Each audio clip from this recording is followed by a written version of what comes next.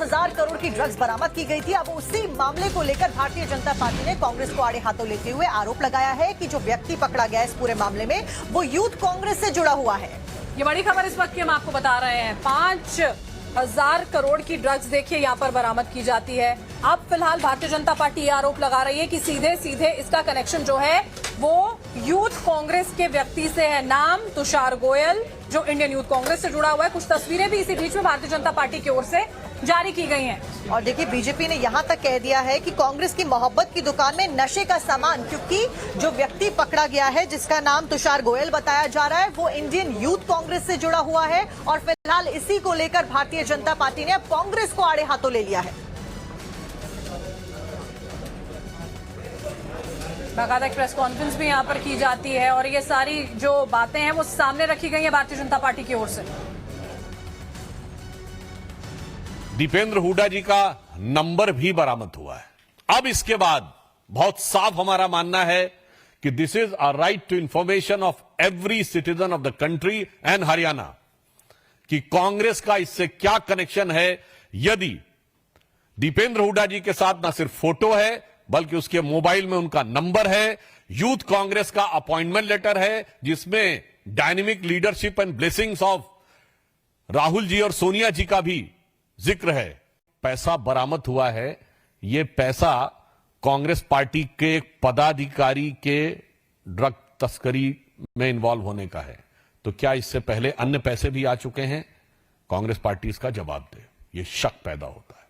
दूसरा शक, ये जो पैसा है क्या ये चुनाव की प्रक्रिया के लिए तो नहीं प्रयोग हो रहा था? 5,600 करोड़ रुपए किस पर्पस से था और कांग्रेस पार्टी से इसका क्या संबंध है? तीसरा प्रश्न, क्या कांग्रेस पार्टी ने किसी ड्रग माफिया को या ड्रग पेडलर को अपनी पार्टी का पदाधिकारी बनाने में यह शक पैदा होता है कि किसी प्रकार का कोई अरेंजमेंट तो नहीं है? हम ये साफ पूछना चाहते हैं कि अगर उनकी सरकार यदि आ जाती तो इस प्रकार के ड्रग माफिया को हरियाणा में काम करने के लिए उसी प्रकार की छूट मिलती है। और हमारे सहयोगी अनुज मिश्रा हमारे साथ लाइव जुड़ चुके हैं। अनुज, रिपोर्ट्स ये कह रही थी इंटरनेशनल ड्रग सिंडिकेट है जो सप्लाई के पीछे जिसका हाथ यहां पर हो सकता है। अब ये संगीन आरोप इसके बाद भारतीय जनता पार्टी कांग्रेस पर लगाती हुई।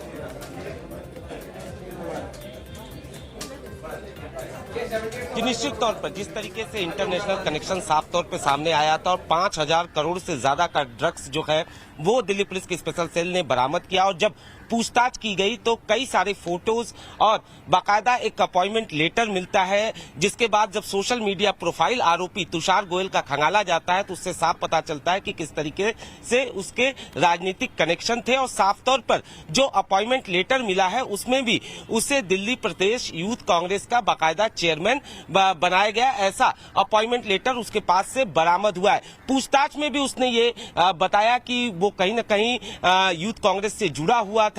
अब निश्चित तौर पर इस पूरे मामले में राजनीति साफ तौर पर देखने को मिल रही है और जो बीजेपी है वो गंभीर आरोप लगा रही है। लेकिन जहां तक इस ड्रग्स नेक्सस की हम बात करें तो इसमें दुबई के भी एक कारोबारी का नाम सामने आया है। ऐसे में जिस तरीके से ये बात किसी से छिपी नहीं है कि डी कंपनी का एक सेफ जोन जो है वो कहीं न कहीं दुबई में है, तो ऐसे में जांच एजेंसियां अब ये पता लगाने की कवायद कर रही हैं कि क्या इस ड्रग्स सिंडिकेट का डी कंपनी से कोई लेना देना तो नहीं है। इतना ही नहीं, मुंबई कनेक्शन जो है वो भी साफ तौर पर सामने आया है, क्योंकि एक आरोपी जो जुड़े हुए हैं इसको लेकर जांच एजेंसियों को पता लगाना है और सच जो है वो जल्द ही सामने भी आ जाएगा। बहुत बहुत शुक्रिया अनुज इस तमाम जानकारी के साथ।